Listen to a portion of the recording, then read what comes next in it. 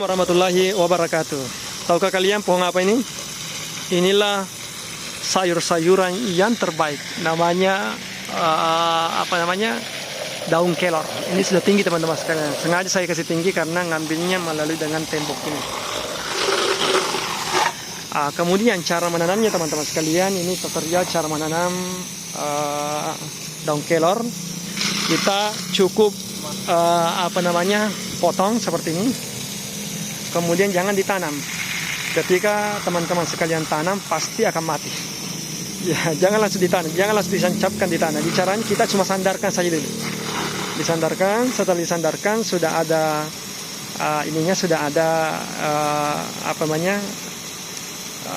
uratnya, baru kita tanam, dan tanamnya jangan terlalu dalam. Coba lihat teman-teman sekalian. Ini saya sandarkan saja dan sudah hidup. Ini juga awalnya dulu saya sandarkan tanpa saya tanam, kemudian dia tumbuh besar. Ini baru 1 minggu teman-teman sekalian sudah ada keluar. Ini sudah ada keluar. Ini baru 2 hari, masih hijau. Kenapa ketika kita langsung tanam, ini kan ada getahnya. Nah, ketika ada getahnya, ketika langsung ditanam maka dia akan membusuk batangnya, itu tidak mungkin hidup. Jadi kita sandarkan saja dulu, disandarkan. Setelah disandarkan sudah ada muncul daun seperti begitu, kita mau biarkan saja begitu juga lebih bagus. Kalau ditanam juga lebih bagus juga, tapi jangan terlalu dalam. Begitulah konsepnya kita menanam daun atau sayur kelor. Ingat, sayur kelor itu adalah sangat bagus untuk kesehatan kita. Salah satunya menjadi pencegah racun-racun yang kita konsumsi di dalam tubuh kita. Racun apa yang dimasuk? Itulah racun yang kita konsumsi setiap harinya, formalin. Saya berikan contoh teman-teman sekalian. Di rumah kalian adakah makanan yang kita simpan sampai berbulan-bulan tidak basi? Nah, contohnya lah lombok yang kita beli di toko-toko pertanian. Itu kan, atau di pasar. Itu kan lombok itu walaupun tinggal sampai 1 bulan itu tidak bau dan tidak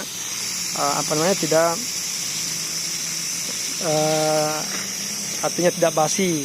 Nah, bandingkan ketika kita ambil dari ladang, kemudian buat cobek-cobek, itu dia dimasukkan di kulkas 1 hari itu sudah langsung, atau 2 hari lah sudah langsung basi.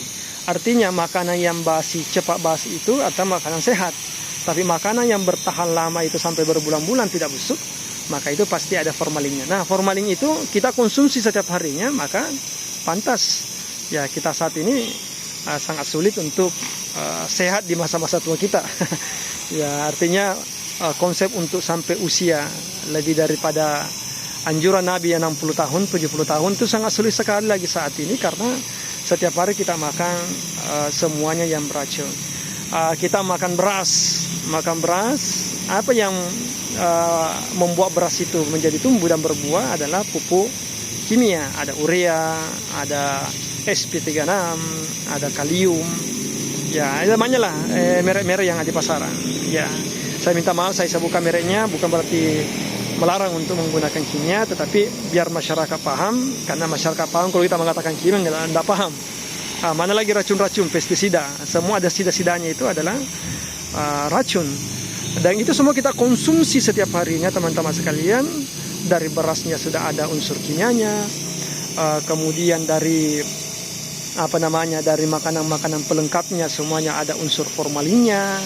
Ada lagi tidak ada unsur formalinnya, kita masukkan di kulkas sampai berbulan-bulan baru kita makan. Ikan seumpamanya, mestinya dari ikan itu kita baru tangkap kemudian kita olah, tapi kita masukkan di kulkas sampai berbulan-bulan. Daging semestinya setelah dipotong kemudian kita langsung konsumsi, kita masukkan di kulkas berbulan-bulan baru kita makan. Akhirnya unsur-unsur kandungan untuk kesehatan kurang, yang tersisa adalah penyakit-penyakit yang ada di makanan tersebut. Nah, untuk mencegah itu teman-teman sekalian, ini ada solusi. Ini sayur kelor, ya cukup mintalah sama tetangga, batang-batangnya itu kita potong, ranting-rantingnya kita potong, kemudian kita sandarkan saja di tembok, atau kalau tidak ada temboknya ya sandarkan di pohon, kalau tidak ada pohonnya sandarkan di kayu yang kita sudah tancapkan sebagai penyangga. Kemudian teman-teman sekalian, untuk mendapatkan sayur kelor yang baik daunnya itu sekali kita pangkas.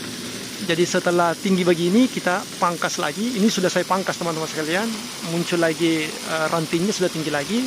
Kenapa tinggi? Karena ada pohon sampingnya. Dia cari matahari.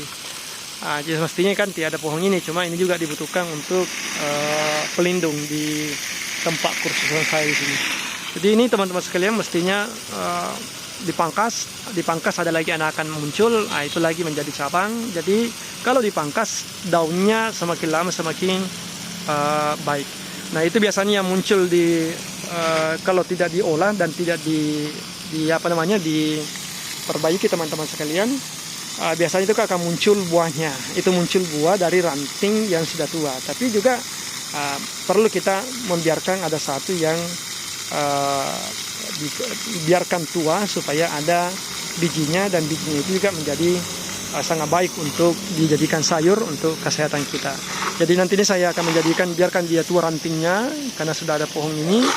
Dan ini nanti teman-teman sekalian ada beberapa saya akan tanam di pinggir di sini sebagai pagar yang kita jadikan sebagai bibit-bibit muda. Manjada wajada, manzara'a hasada. Assalamualaikum warahmatullahi wabarakatuh.